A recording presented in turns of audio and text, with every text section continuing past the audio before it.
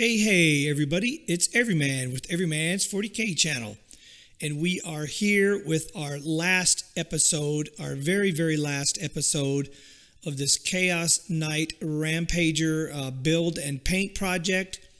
This is done, so after this, we're going to go ahead and we're going to do a short video and we're going to get this thing on the turntable and spin it around. But first, as you can see in the video, I'm already going through kind of what we're going to do today and what the plan is. For today's video, or for this episode, we are going to discuss weathering. Okay, so right out of the gate, I'm going with three colors. A turquoise, which has a little bit of a green, a lake blue, which is your basic blue color, and we're going to wrap it up with a lighter blue color here.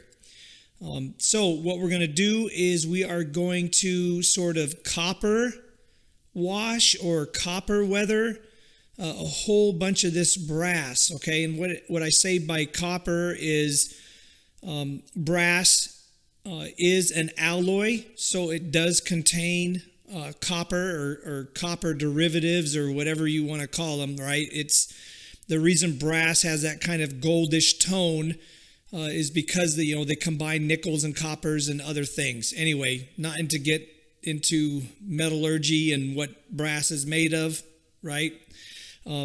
So here you see I am pre-wetting again. A lot of my painting technique, as you can tell over the last 4 or 5 episodes, I really pre-wet the surface prior to applying a coat, okay? And it's only because I would suggest that I'm working with heavy-bodied paints. Maybe if you're working with other, paint brands, maybe you won't have to do this, right? So you just have to try it. Again, I like to pre-wet things. So anyway, it's just my thing. It's the way I paint.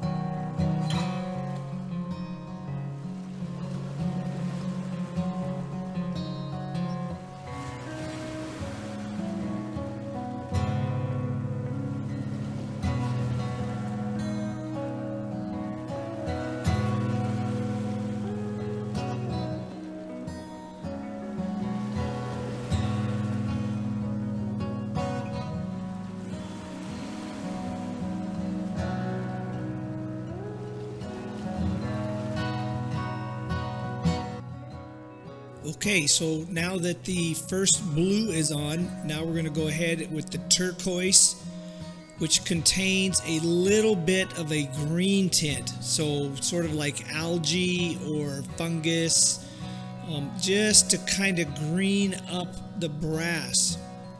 Now, as you can see here, a little bit different. Now this application is wetting the material away from pre-wetting the model.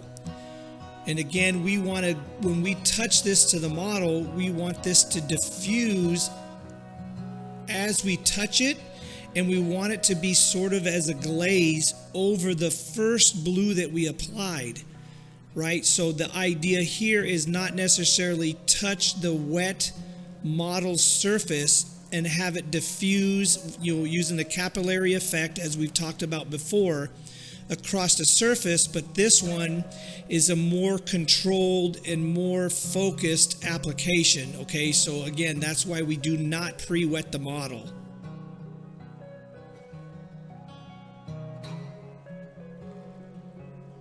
In this next section coming up, we go ahead and we move to our lightest blue color. So as you know, I like to kind of do studies, and here are some pictures, right? So this is copper, or the way that brass, here's some brass shells. So again, just some images for references, and this is sort of what we're trying to achieve. but you see the white, the blue, the depth of the blue, and how, some of it was kind of green, some of it was not. Again, it's just however you want this to look in your technique. But then again, I always go back to references, okay? So here we go with the lightest color, again, applying it more precise so we don't pre-wet. We kind of do what we want, thinning the paint out on a palette or a wet palette, so to speak. I do own a wet palette. On the towel, when we get ready to do the towel, I will bust out my wet palette so that you guys can see that, yeah, they work and that I do have one. I'm not totally cheap, right? So anyway, here we go, finishing it up. This is going to be the last little section.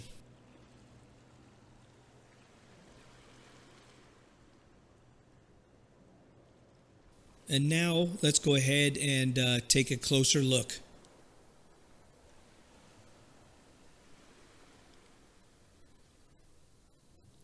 Maybe a little bit too much. Again, in the finale, I'm kind of second guessing myself. A lot of blue on the model. It may go against what some people like. I'm again on the rust or the corrosion on the brass, not too sure. But I mean, I like it. It looks good, but I don't know, just it might be too much. On this next portion, I'm pointing out all the areas that we have painted first with a silver. And now what we're going to do is we're going to bust out our Dirty Downs, I guess, session, or our little section on the Dirty Downs rust. All these little silver sections that I'm pointing out. So all the spikes, the chain that goes around his waist, the legs, feet, all the little spikes that are coming up out of his armor, out of the carapace, in deep around the feet. Okay, any place that we've painted silver before, now we're going to come back in and we're going to do a coat of Dirty Downs rust. And basically, it's instant rust in a bottle. I mean, this stuff is amazing. The claw, everything, okay? Now, just a word. This model has been clear coated. When you use Dirty Downs, and I'm going to tell you a secret, I prefer to paint Dirty Downs rust on a light color first. I would go with light silvers and then build up to the colors in which you need in your rust. Once you clear coat, okay, so the reason I clear coat first is because if you clear coat this particular product, okay, Dirty Downs rust, right? I keep saying that. But if you clear coat this, it changes the color. Dirty Downs is water soluble, so even after you paint it on the miniature, it could be 2, 3, 4 weeks later. If you hit it with water again, you'll break it down and you'll actually be able to remove it or to take the color off. Most folks don't know that. Here, once again, we're pre-wetting. So I'm going over this thing, again, water all over the place, right? And now, once we pre-wet, we go in with the Dirty Downs. This is to get the brighter orange and down into the recesses where it's going to collect. It then gives you that deeper red color. And again, we're going to go over this as many times as we need to get the exact rusting effect that we need, okay?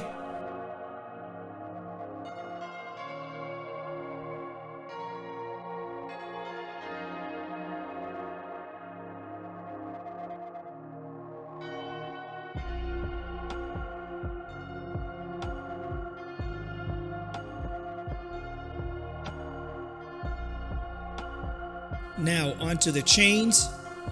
Once again, pre-wetting the surfaces to get the Dirty Downs to penetrate the rust effect deep into the links. Otherwise, we're just going to kind of get a top coat or just a light brushing. And I just want it to go into the links, and especially to the back of them. You'll see when we get into it how it colors my fingers, and I want it to, again, go all the way through.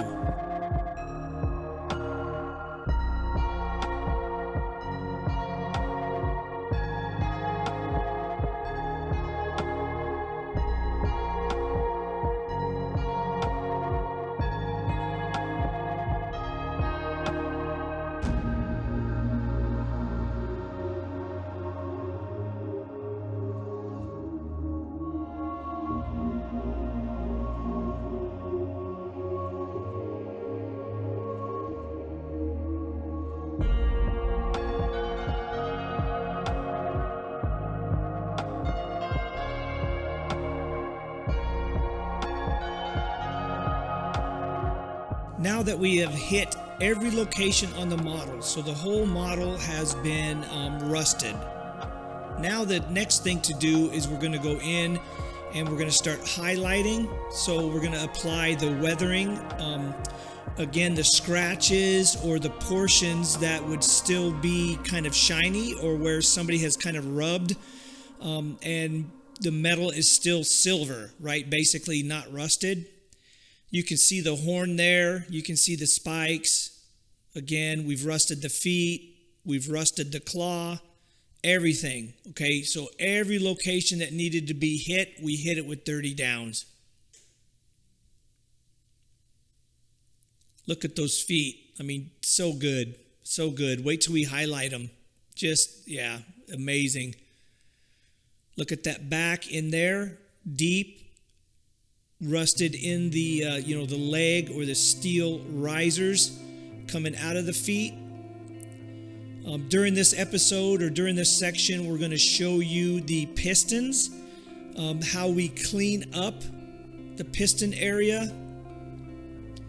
We have rust flowing down into the armature heads or the helmets, coming from the rust of the chains above.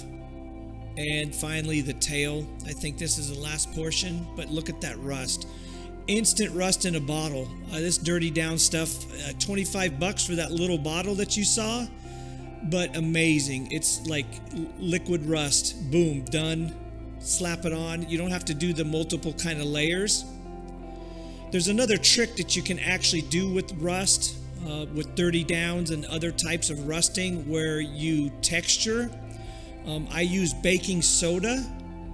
Once you take baking soda, apply a little water, kind of makes it like a flour, like a little sticky kind of surface with little bubbles or little kind of rusty, and again, it's a technique that the World War II historical painters use, and they come back in and they use baking soda.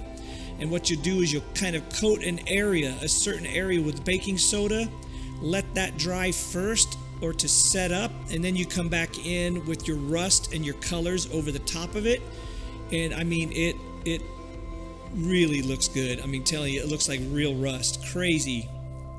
So here's the colors, right? Here is my special concoction. That color right there is my special color that I use for scratching or undercoating. It's a combination of like a camo and a black and a Payne's gray, and it works as though it's a primer underneath colors. So good. Again, we're going with the bright silvers, the bright golds, brazen brass from GW. I'm just showing you here a whole ton of, tons of different colors that you can use to get certain effects. This color here, I gave a thumbs up earlier. For some reason, that Liquitex silver, iridescent silver, so shiny. I mean, beautiful.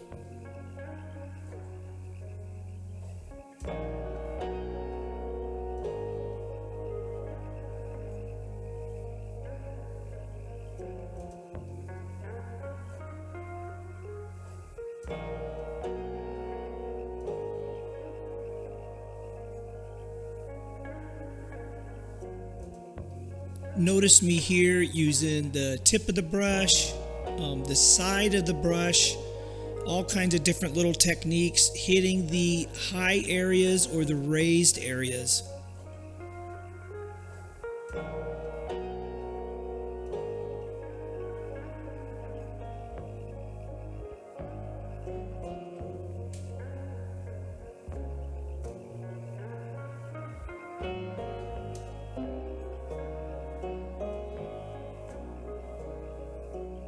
At some point here, I go back into this area with more dirty downs, right? The rust effect. And as I said earlier, how you want to go over a bright surface so that you can leave some of it kind of a bright rust or a lighter rusted color. Well, you can always go back into certain areas, right? And go ahead and pick out what you want darker just by going back in with a full complement of just like pure dirty downs, right? Not reduced, not thinned down or anything. You just go right back into it. And as you can see, that's what I do here to bring out even the more depth in the rust.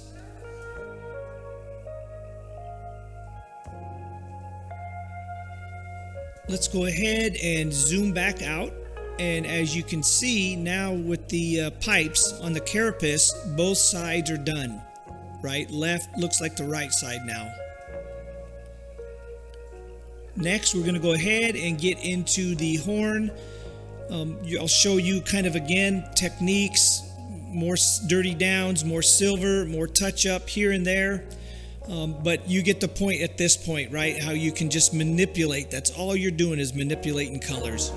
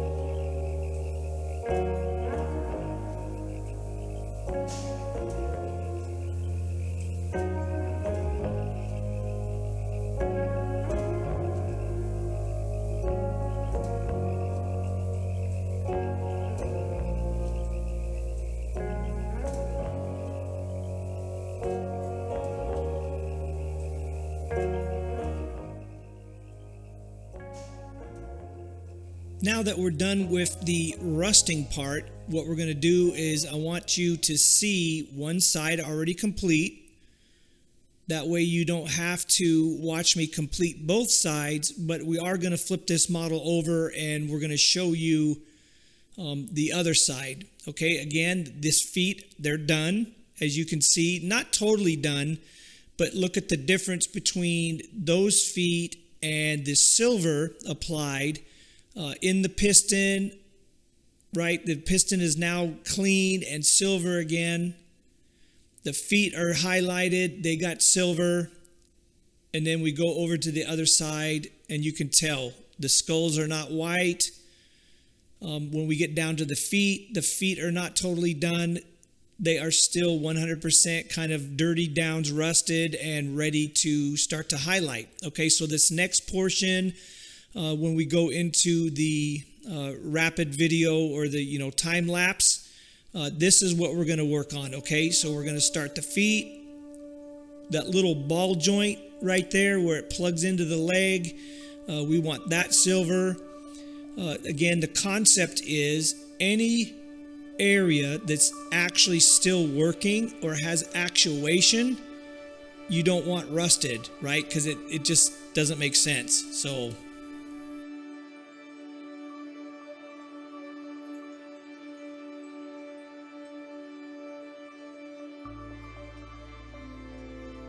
remember how I told you that you can use this rust product and then days later or weeks later go back into it and remove it? Well, that's what I did. Basically, I took water and I removed some of the dirty downs rust. And now what I'm doing is skull by skull, basically going in and painting each one of them that ivory white, okay?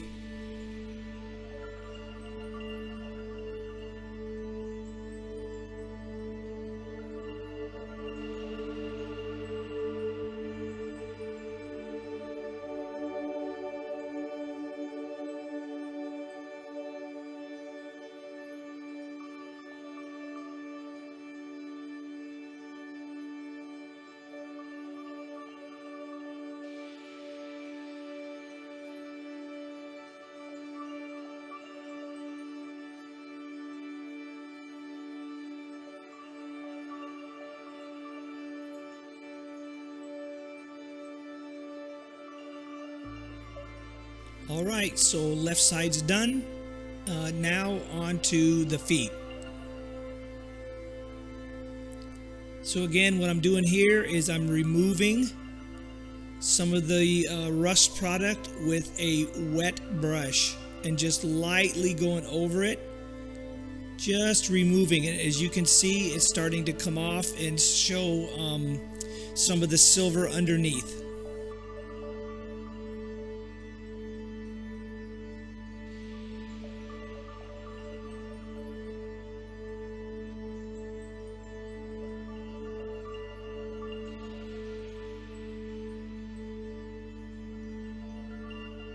Okay, so the feet and these legs are the last section or session, right? And then we're done.